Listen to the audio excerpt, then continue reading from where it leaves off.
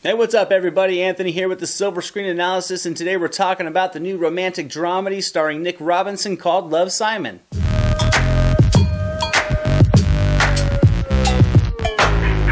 This story centers on Simon, a high school student with a seemingly normal life. He has a good foundation at home, he's a good student, he has a solid group of friends, but he has one secret. He's gay, and when that secret comes out, he's forced to face everyone in his life as well as his own identity head on. Now, I definitely wanted to see this movie. I think the subject matter is extremely relevant in today's society. The message in this story is a very important one that I really do think people should see, but at the same time, I was still a little apprehensive about it when I was walking in. The trailers paint this one as a high school romantic comedy with very strong elements of drama. I am very much out of high school, to say the least, so I really wasn't sure if I was going to be able to connect with the characters, and I wasn't sure if the story was going to be able to lure me in completely. This story focuses on a high school senior, so given I could potentially have a child this age, if in the past one of my troops had slipped through the front gates, I kind of was more curious if I was going to be more able to relate to the parental characters than the younger cast, but I think, much to my surprise, this was a completely engaging film that I think can and certainly will appeal to a mass audience. Now let's talk performances. I thought they were excellent from top to bottom. Nick Robinson was excellent in this lead. He was unassuming but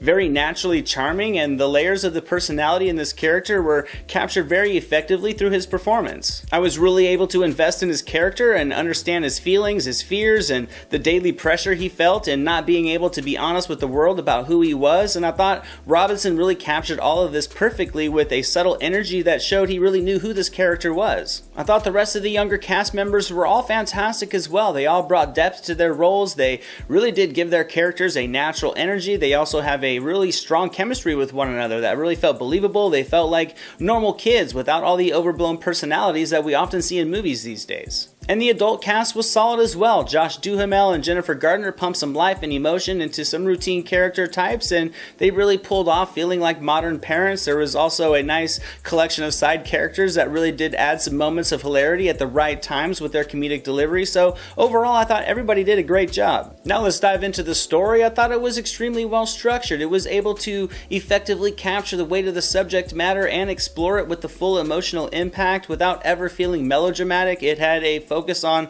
being uplifting, and it was extremely effective in doing so. I thought the story did a great job of developing the main character. They gave him some substance and some heart. It really kept me intrigued in his character throughout his arc in the story. I thought the script overall built relationships extremely well. It gave the audience little doses of information to certain character dynamics and emotional connections, and from there we get to surmise the specifics of the history as the storyline continues to progress. I thought it was a very well written film. The dialogue was excellent. It was charming. It was clever, smart. It was tailored to the character personalities. It creates an engaging narrative, and it's filled with realistic and likable characters. It has a continual pace to it as the plot works itself out, and it really does a great job of weaving in perfectly timed doses of humor to complement the more dramatic elements. Now, if I had to think of any drawbacks for this movie, there wouldn't really be much. I honestly really enjoyed it. It was both compelling and inspirational, but I can see how some might feel it comes across a little candy-coated. I certainly wished humanity was as accepting as the society was in this movie, but overall the plot does work itself out a little simpler and more convenient than it would maybe in real life. But again, this film's focus was to be uplifting and motivational, as well as continuing to